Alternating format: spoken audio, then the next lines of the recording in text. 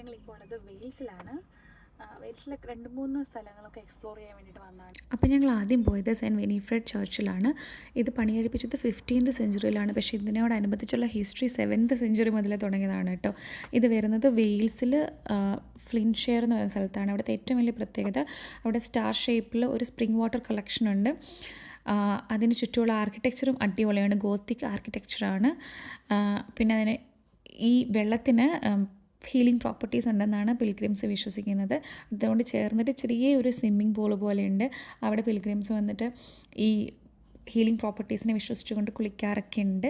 പിന്നെ അതിനോട് ചേർന്ന് ചെറിയൊരു ചാപ്പലുണ്ട്.